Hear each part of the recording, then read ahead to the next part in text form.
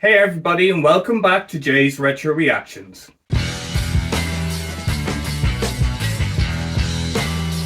Today we're going to be reacting to one of my favourite all-time war movies, which is Das Boot. Das Boot is based off a novel, and I've never actually read the novel. I would love to hear from anybody who has, if it's worth it. But I do know that the author really disliked this film for a number of reasons, some of which I'll point out during the commentary. The version we're watching today was actually recut in 1997, and it's the director's cut of Das Boot.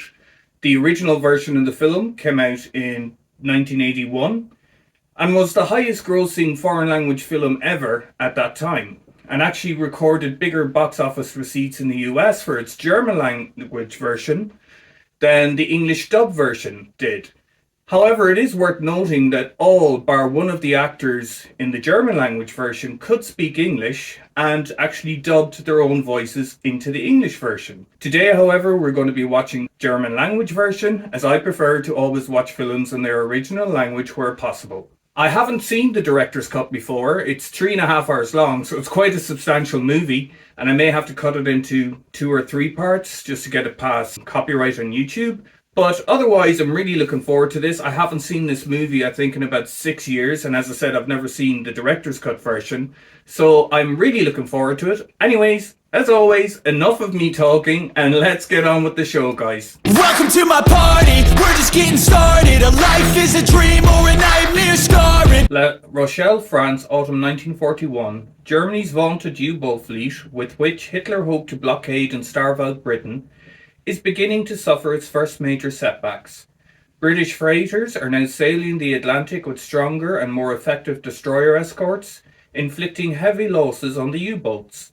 Nevertheless, German High Command orders more and more U-boats with even younger crews into battle. From their ports in occupied France, the battle for control of the Atlantic is turning against the Germans. 40,000 German sailors served on U-boats during World War II, and 30,000 never returned. So you had a 3 in 4 chance, or 75% chance, of getting killed. I believe in German they were part of the Kriegsmarines, I think they were called. Someone correct me in the comments if I'm wrong.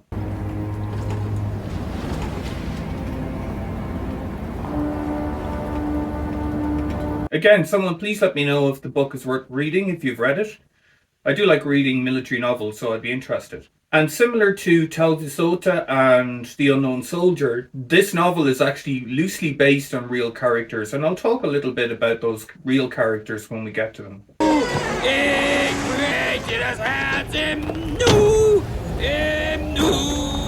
So all the sailors enjoying a bit of shore leave? Not surprised if you have to be 3 months out at sea, which I presume they are as well. That's usually the duration of a naval mission.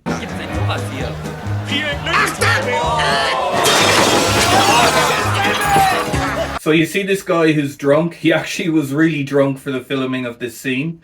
And interestingly, it's one of the few movies where they shot in sequence. And the reason they had to do that was so that the beard growth of the sailors would look natural throughout the progression of the movie. Was Neues von Ihrer Frau? Ich führe ein Privatgespräch erst at 10 Uhr durch. Why was that? Why were they not allowed to call Germany before 10 o'clock? I'm presuming in the evening. I'm trying to think. Before 10 o'clock? I don't get it. There's nothing militarily I can think of for having a reason such as that. Noch etwas, Herr Galant. Auf der Fahrt hierher wurde ich von Teilen der Mannschaft belästigt. He got molested by the crew. Nun sagen Sie es schon, man hat Sie angepinkelt. Jawohl, Herr Kapitän. Mich auch. Exactly, you're not special. Everyone gets molested by the crew seemingly. But they are sailors and you know what to say about sailors. Apologies to any naval people watching. Kapitän Leutnant Thomsen, ein dreifaches! Oh, apologies. It was actually this guy who was really drunk. Not the other guy I pointed out. Not the redhead guy, but it was this guy. He absolutely got pissed just to do this scene. Das ist Thomsen von der alten Garde. Nur noch besoffen. That's the sort of method acting I could get behind myself, actually. I wouldn't mind getting paid to get drunk to do a scene. Don't know if I'd remember my lines, but I'd give it a go. Any directors out there fancy a chance on me? Let me know. Auf unseren herrlichen, abstinenten und unbeweibten Führer, He's slagging off Hitler. der große Flottensachverständige, dem es gefallen hat, in seinem unermesslichen Ratschluss. He seems to be a bit war weary and disgruntled with the war and with Hitler. But I presume those were very dangerous words at that time. Der diesem englischen Bettmesser, diesem zigarrenqualmenden Arschloch von Churchill. Okay, he's copped on and started slagging off Churchill. Probably wise. Now, as I said, I don't do any research before watching these movies, and if I've seen it before or read stuff about it, my comments are based on what I remember. And what, if I'm correct, the author of this novel that the movie is based on was actually in the U-boat service during World War II. That scene was one of the scenes he really hated this movie for, because he said no U-boat crew would get drunk and slag off his comrades and Hitler and strategy like that. So he thought that was ridiculous for a start. Jetzt kommen die Queckse. Und das falschen Typen. Maulhelden. So kind of again similar to The Unknown Soldier, we seem to have the experienced officers and NCOs. We have the glory hunting young officer that we just met. And we have the ordinary guy who's just there to do his duty. Doesn't really care about Germany and the Great Reich, etc.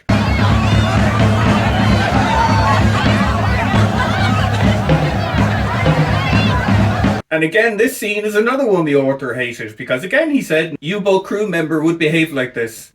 He seems to have been an extreme stick in the mud when it came to the artistic interpretation of his work for this movie. Kämpfen! Siegen! Oder untergehen! And this guy just randomly firing his pistol around drunk. Great. I don't care if it's war. In most services, I think he would be put in prison for that, man. Los, Philipp, hoch doch! Komm, fassen Sie mal mit an!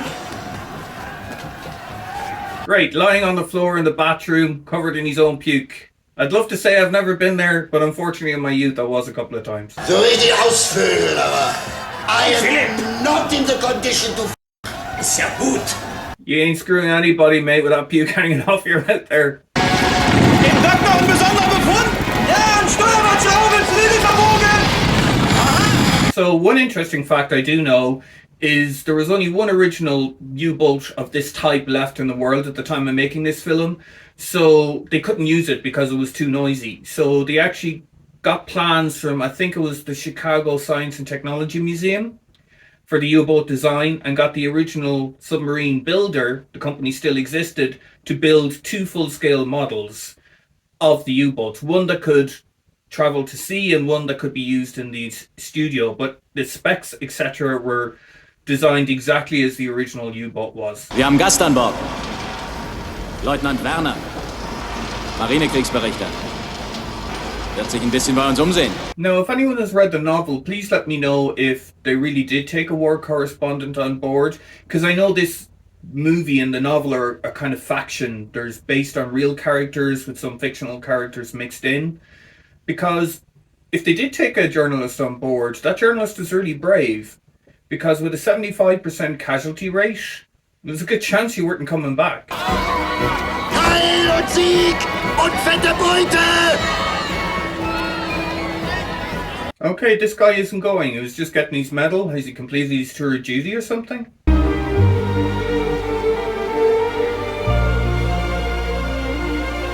So now that we see the boat in the open sea, I'll share one interesting fact I do know about this movie. That boat sunk in the middle of filming because it was essentially a hollow shell.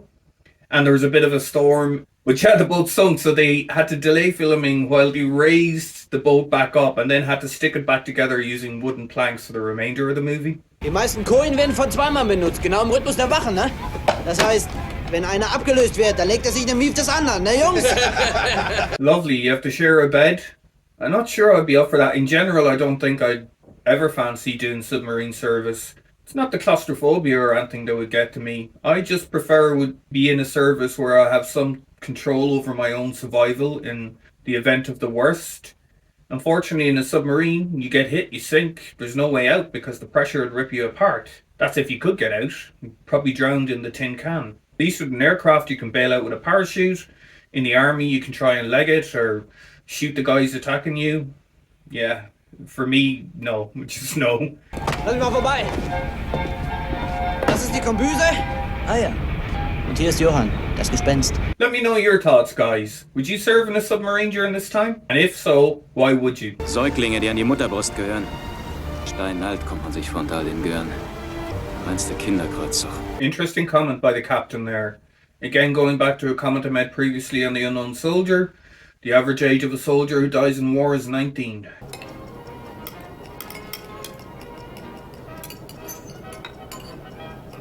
One thing I do remember from when I watched it before is the contrast in the state of the meals as the movie progresses. You can see here it looks very nice. There's salad, there's steak. But I do remember as it moves on, it's like moldy bread and sausage and stuff. Aus Mexiko kommen Sie? Ja, südlich von Mexico City. Ich habe auf einer Plantage gearbeitet. Sie gehört meinen Stiefeltern. So that guy's comment there about working on his parents' plantation, he's based on a real character. He grew up in Mexico, where his parents owned a plantation. He immigrated back to Germany in the 1930s and joined the Kriegsmarine just before the war broke out. He then survived the war and he ended up moving back to Mexico straight after.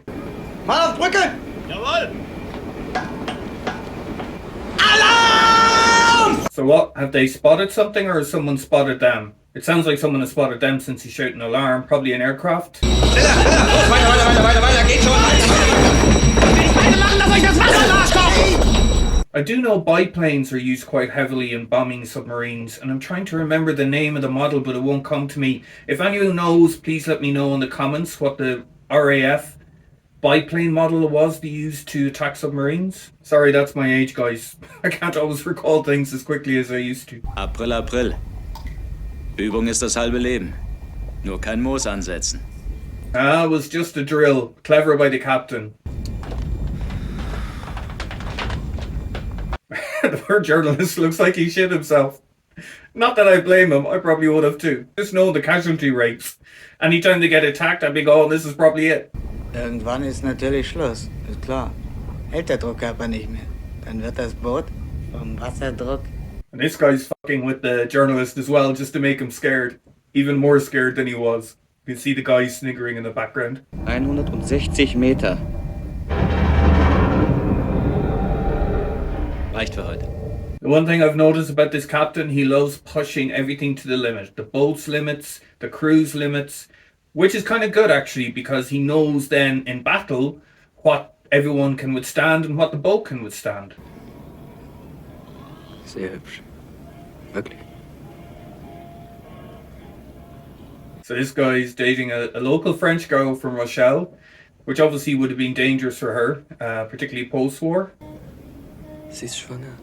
Wenn die vom Widerstand erfahren, dass sie ein Kind von einem Deutschen hat. Great, he's knocked her up. He has problems indeed, but what I don't understand is she wants the kid and it could be a threat to her from the resistance. Move her back to Germany, dude, before you ship out. But he's young and naive, so I'll give him a break.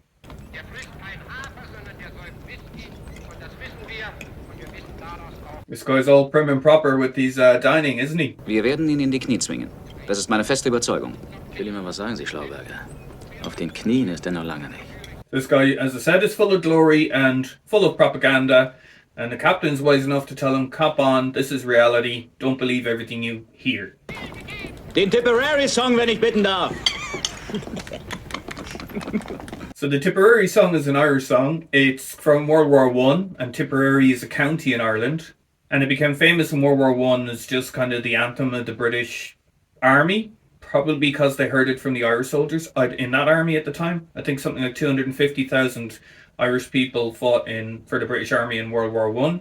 The reason for that was because the British had promised us home rule if we supported them during the war. So all the independence and nationalist leaders, the vast majority, about 80% of them, told their people, go and join up, because if we help the British, they'll give us home rule afterwards.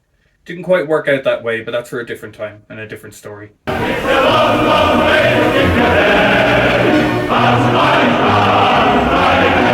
Hier stinkt's. Ja, Schweißmaugen und Brillantine. Yeah, could you imagine a tin can full of 180, 200 men barely washing?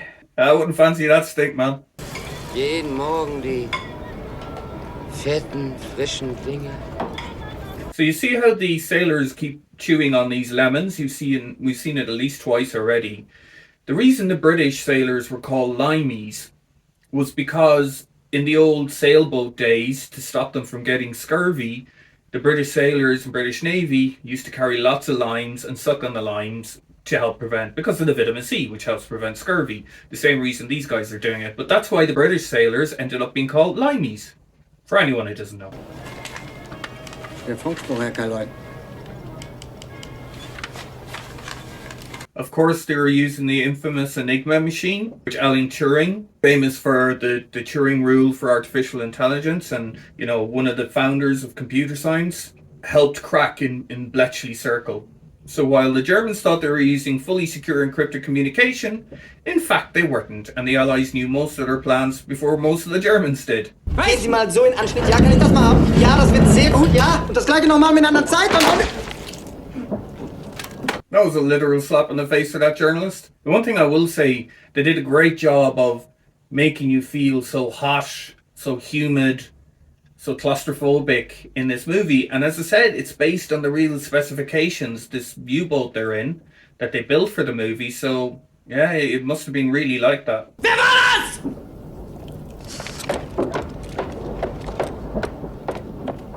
So just while we're in a quiet period of the movie, one of the reasons, for anyone who doesn't know, the US and the UK both threatened to invade the Republic of Ireland during World War II because they wanted access to our seaports, obviously because we're the last island of Europe on the Atlantic, to combat the U-boat threat to the Atlantic convoys.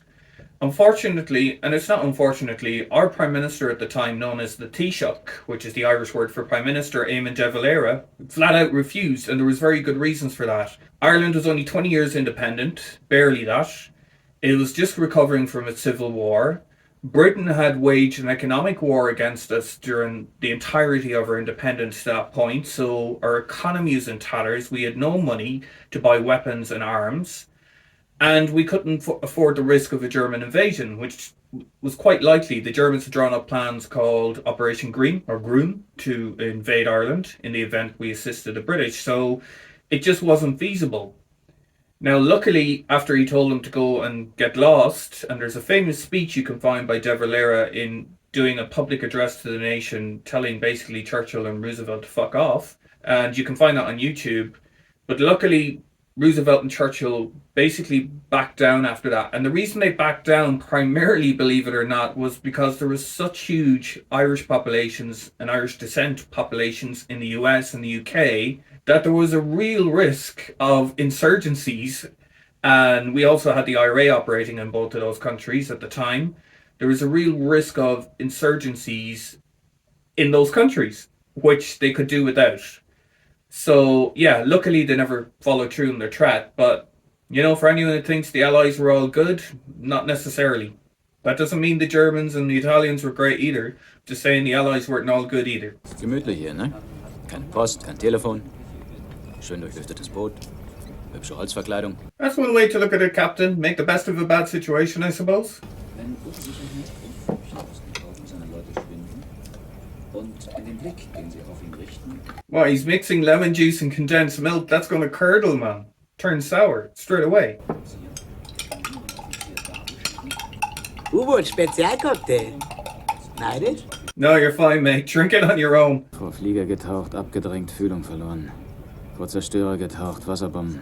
Die Burschen machen eben keine Fehler mehr. So the captain's worried that the British are getting more and more effective at combating the U-boat threat. And he worries, I think, for the future of him and his crew and his boat. Probably more so his crew and his boat than himself, to be honest. Boot operiert auf Geleitzug an den U-32 Fühlung hat. Ab 18 Uhr ist Zusammentreffen zu erwarten. Ende. So these guys are really excited to get into action and relieve the boredom and tension of just hanging around in that boat all day in those cramped, horrible conditions.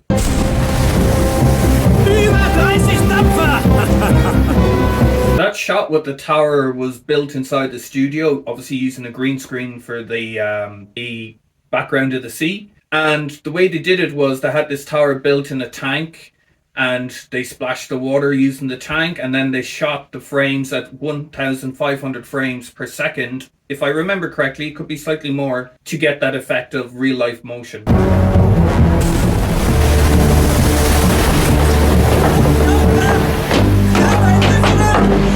Another thing I'll mention quickly while we're in a quiet moment is the director actually kept the crew indoors for the entirety of the shoot. And the reason for that is he wanted them to look paler and paler as the movie went on. So it reflected what the sailors would actually have looked like if they had spent 3 months or 6 months at sea in a submarine. Runterhorchen. Bei dem Wetter kann man hier unten mehr hören, als man oben sehen kann. Okay, so because the weather is bad, they're going to rely on their sonar because they can't really see anything with the binoculars when they were up top, which makes sense. Hochpeilung in 60 Grad. Ganz schwach. Wasserbomben. Okay, so they were trying to make contact with the other U-boat they were supposed to hunt the convoy with. They couldn't find them, and now they can hear depth charges. So it looks like their comrade ship is in trouble. Entscheide mich trotz Wetterlage auf Geleit zu operieren. Laufen mit AK rauf zu. And the captain's still going to go ahead with the pursuit, which is what he's supposed to do, so right call, I presume. Because A, it'll relieve pressure on his comrade U-boat, and B, he still gets to target the enemy. Scheiß Zerstörer! Läuft auf uns zu! Einsteigen! Yeah, that isn't a convoy, that's a destroyer, man. Designed specifically to take you out.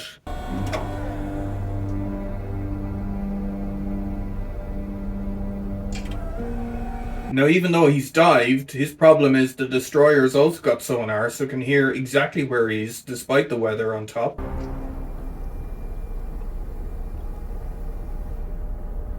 Would you not be smarter just to leg it at this stage? That's probably what I'd do.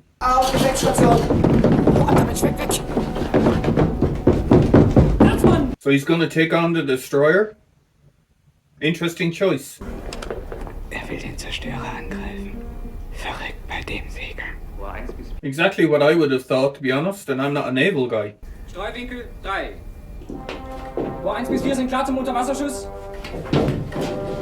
If someone who does have naval experience or knowledge, if they could let me know, are torpedoes designed to explode at range, or are they designed to explode upon contact? I'm presuming range, but I could be wrong, I don't know.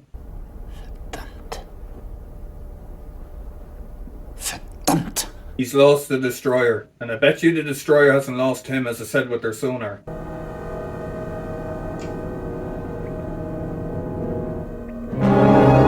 Right on top of him.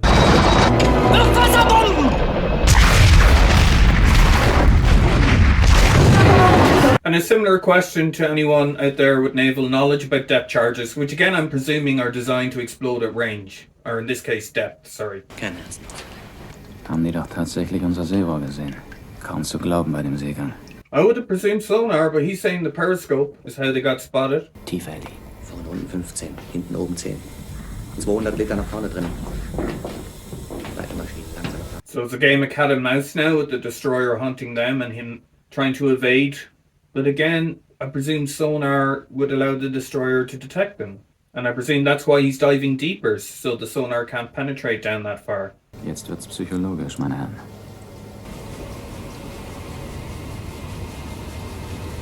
The music helps really build the tension.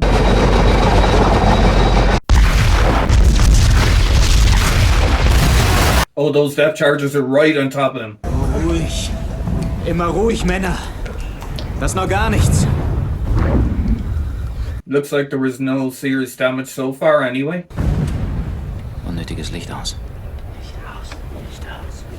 You can see the men are worried. Why is he killing the lights? To preserve power? Because I know the engines were primarily electric, a mixture of electric and diesel engines, if I remember correctly. Anlauf beginnt. 52 Grad. Steuerbord voraus. Wird schnell lauter. Again, I'm just thinking though, if he's going main engines full ahead, won't that create noise that the sonar can pick up? But again, if they're electric engines, they could be quiet, and that's why he killed the lights to put more power to the electric engines. Anfänger, der da oben. Tiefer. Vorne unten 20. Hinten oben 5. It's a good thing he tested out the depth strength of the boat earlier in those exercises, isn't it? Coming in handy now.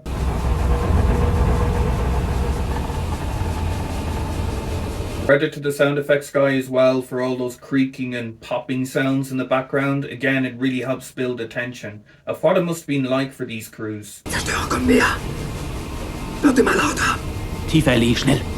Hinten oben 10. Didn't they go to 160 last time, so now they're going deeper than they tested out in the exercise? Tiefer. Hinten oben 15. He's really pushing the limits of this boat, but he has to, the destroyer's on top of them.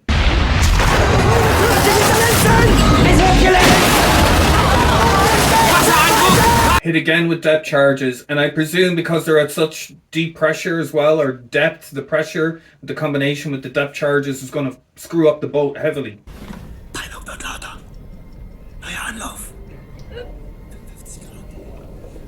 I believe it was a practice of some U-boat captains to jettison oil and debris, boxes, clothing, stuff like that out the torpedo tubes to make it look like, after they'd been hit by a couple of depth charges, that they were finished, trying to deceive the destroyers. Again, if someone thinks that's wrong, please let me know in the comments. It's just something I read before. Wir sind über uns. Genau über uns. He's no choice but to go deeper then again. He's not able to lose these guys.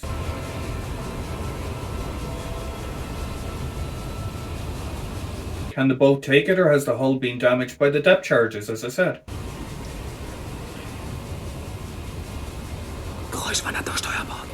Okay, it looks like the destroyer is losing them.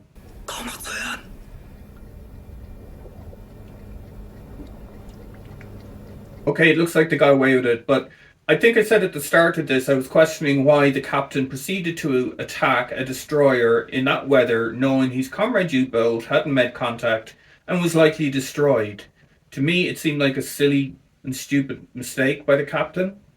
And one story I will share, again, it's a few years since I read this, so anyone, if they think this is wrong, please correct me. But I believe the captain was a composite of two real characters, one of whom was, respected and survived the war and did lots of great naval service for the Reich. The other one, I'm not saying from my perspective, great naval service for the Reich, but from the Reich's perspective. And the other one was actually a guy who was known for running at the first sight of enemy contact and always running back to port. And in fact, in 1942, he got charged with cowardice and he ended up committing suicide in 1943 before he could be executed for that cowardice charge. However, he was very popular among his men because obviously they didn't get killed. Of course, they loved him because he was running away all the time rather than engaging. So that's what I remember reading, that the captain is a composite of these two real captains that existed. Wie sieht's in Maschinenräumen aus? Ganze Menge zu Bruch gegangen. Lass uns mal ordentlich hinklotzen. Hab so ein Gefühl, dass wir hier in der Gegend noch gebraucht werden. So they're still paranoid that the destroyer is hunting for them? Which in fairness is probably correct. Weiter auf Schleichfahrt. Wenn's dunkel ist, tauchen wir auf. Jawohl, Herr Kallein. Dann werden wir ja sehen. So clever move. Surface at night, so visibility for the destroyer crew in terms of eyesight is reduced, but again, sonar has to come into play, surely. Bei 30 Meter runterhorchen. Beide mit. Hinten unten 3. Boot ist auf 30 Meter. Why is the captain wearing goggles in the boat? I don't get it. Someone, if they know, explain to me. Auf Seerohrtiefe gehen. Was he adjusting his vision for the dark so he could see better when he raised the periscope? I don't know.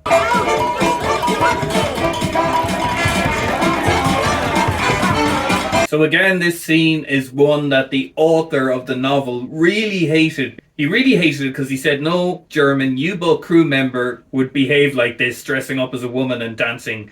It just wouldn't happen. So yeah, pretty much anything like this just made the author hate the movie, as I said. Anything where they're not behaving prim and proper at all times.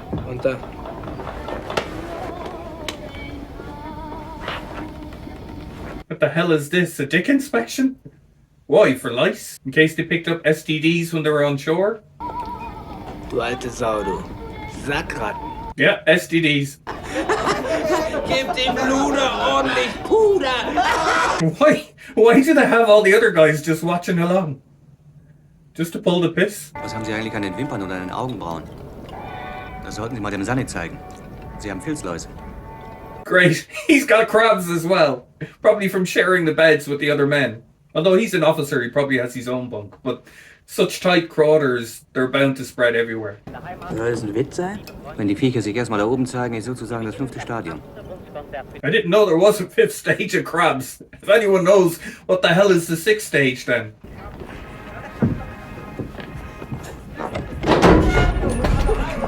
Great, they all have crabs. As I said, such tight confined quarters, they're probably spreading everywhere.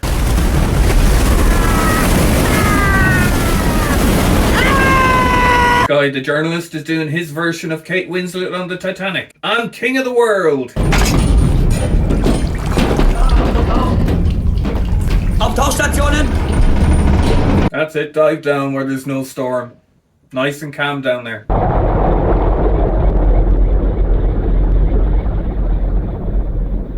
Just a quick bit of trivia I know on the captain. The original actor picked to play the captain was Rutger Hauer, but he dropped out of the role to take on the role he had in Blade Runner with Harrison Ford. But I think the current actor, I know his face, I just can't think of his name, he does a really good job in this movie.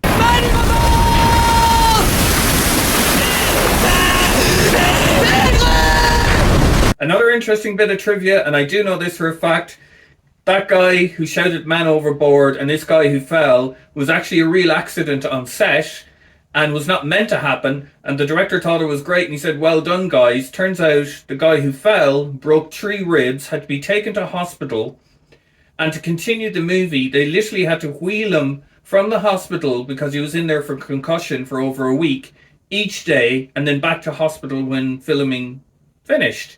And for the remainder of the movie, I'm not sure if it's in the director's cut, but he's lying in bed because 3 broken ribs, if you've ever broken a rib, which I have a few times, it's extremely painful. I've dislocated knees, I've dislocated shoulders, I've dislocated fingers.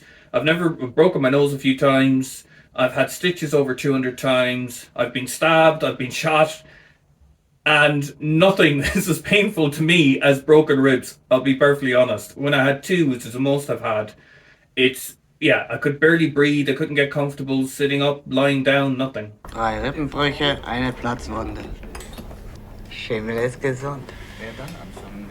That's a positive way of looking at mildew, but he isn't wrong. That bread mold contains penicillin, and that's actually how penicillin was first discovered.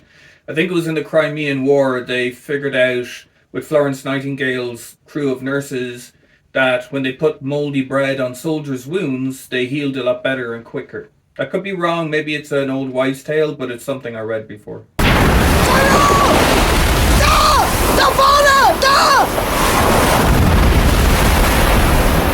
Is this an enemy submarine? Although I don't think the British really had submarines. I could be wrong again, but I don't remember reading a lot about British submarines in World War II, so I presume it's one of another German U-boat.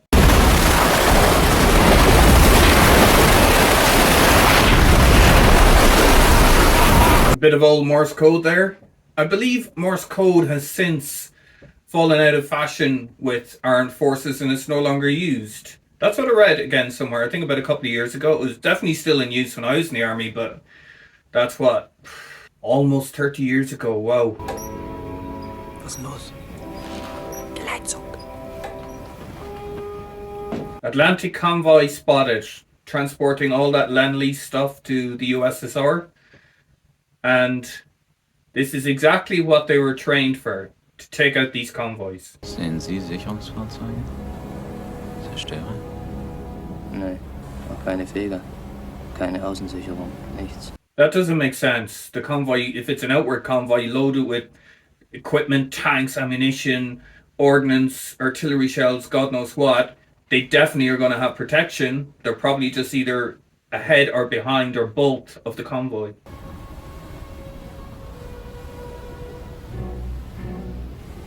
Verdammt hell. He doesn't like the moon, it's given too much light so they can be spotted by the convoy. Rohr 1 bis 4 klar machen zum Überwasserschuss. Rohr 1 bis 4 bewässern. Ich fahr weiter. So there's 5 other U-boats along with them, and he's so confident he's not even diving to take the shot, he's going to do it at the surface. Again, I would question that by the captain with his experience. He has to know they either have biplanes covering them, there has to be destroyers around somewhere.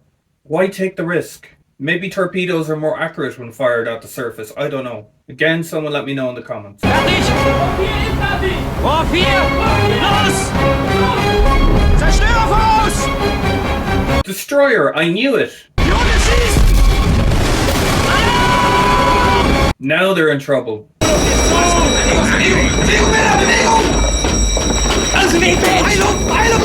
They should have dove and fired the torpedoes from the cover, particularly when he was worried about the moonlight. But as I said, there could be a naval reason for what he did. Wohl wahnsinnig, der Alte, wa? Einfach drauf und dran. War ja ein Schnellbootangriff. Exactly my point. So some of the crew agree with me. Den hat's erwischt. Weg da! Jawohl, wir haben ihn! Wir haben ihn! Leise! Yeah, the crew should be a bit wiser than celebrating when a destroyer is hunting them, surely.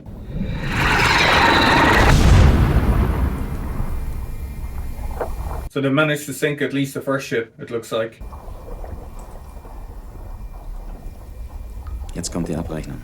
Yeah, but is the destroyer going to pay you back? That's what I'd be worried about. Achte aus. Weit achte aus.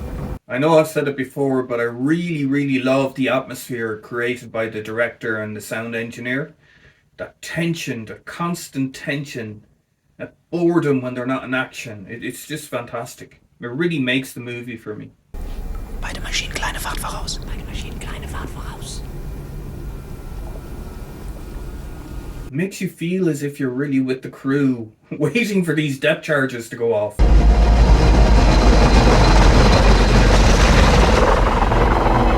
Okay, the destroyer has found them.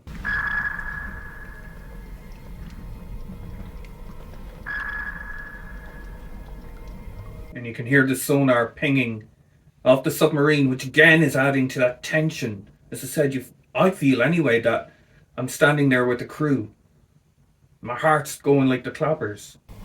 Verfluchte Schweine. And this is why they have to remain so silent. Any sound can be picked up by the sonar. Ganz ruhig. And again, lights are off. Again, I presume to power the electric engines and ensure they have enough power to do whatever maneuvers they need to do. Schleichfahrt. 15 Millionen. Lüfte abschalten. Destroyer's right on top of them. It's going to drop more depth charges any minute.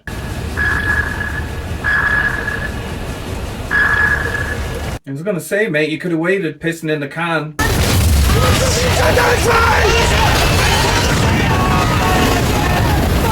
Seems like they've taken significant damage after that attack.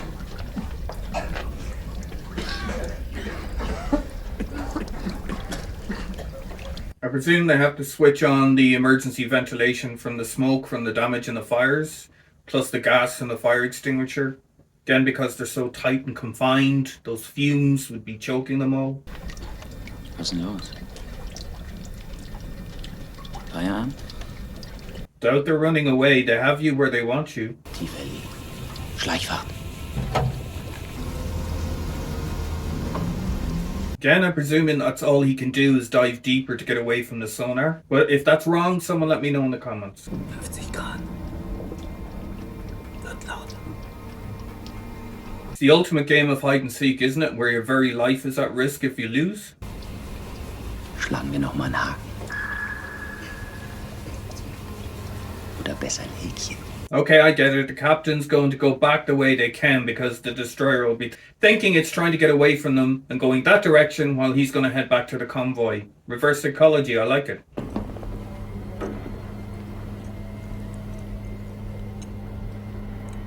Oh man, this tension is unbearable.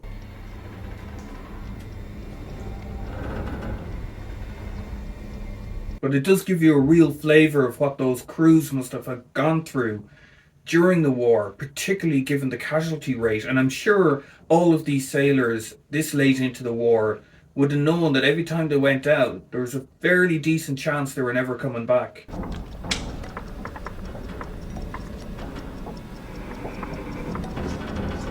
There was such a responsibility on that audio guy or sonar guy as well, wasn't there? Fotoschraubgeräusch in 76 Grad, komm schnell näher. Oh no, it's a new destroyer. Two of them now hunting them. Diese Schweinehunde. Again, I go back to why did the captain make that stupid decision to attack on the service in broad moonlight? Makes no sense to me.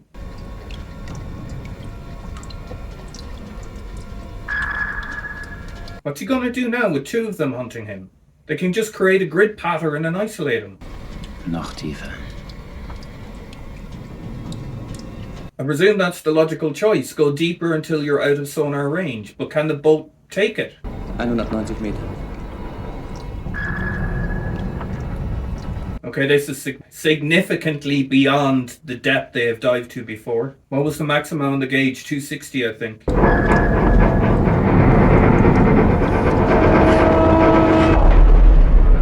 He has to go deeper. He can still hear the sonar pinging the boat. 30 Meter. He has to do it. He has to go. The sonar's still pinging. He has to get out of range. They're dead if they don't. So better to take the risk and hope the boat survives.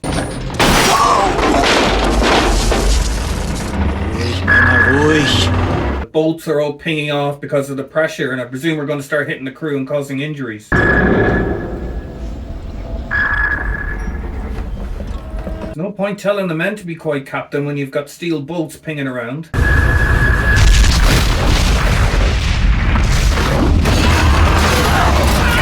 They're going to be screwed. They're too deep. The depth charges are also going to damage them. Hull structure will be weakened.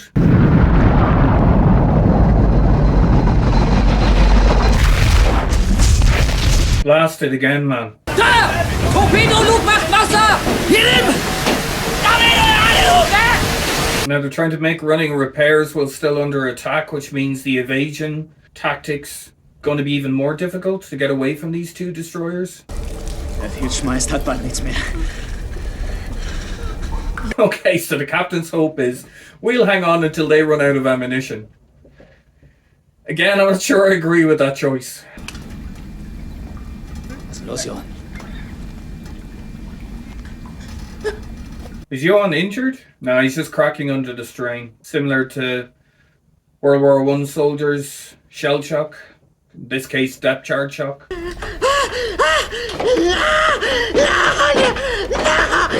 So similar to Urquell in the Talvasoda reaction, or Talvasoda movie, he's trying to get out of the U-boat, which obviously he can't at 200 plus meters, whatever they're at. Ist weg, Herr Carline. Problem with a submarine is you can't even send someone like that back to the rear for recuperation, because he's probably on there for another month and a half at least.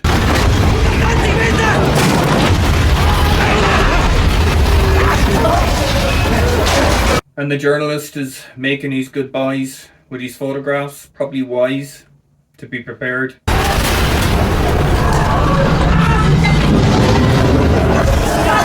Hey everybody, welcome back. That was the first part of Das Boot.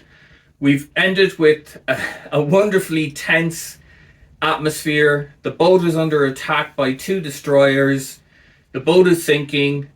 The boat's at a depth of 220 meters and still being depth charged. The captain is hoping that they run out of ammunition, the two ships that are hunting them, because they can't get away from the sonar. There's at a depth they can't go any further, as deep as they can go. And some of the crew are starting to crack, which we just seen with Johann. Others are preparing to say their goodbyes, as we just seen with the journalists. So, a very tense moment we're leaving it at, but please join me for part 2 so you can find out what happens to the U-boat and the crew. In the meantime, take care of yourselves, take care of your families, God bless, and bye for now.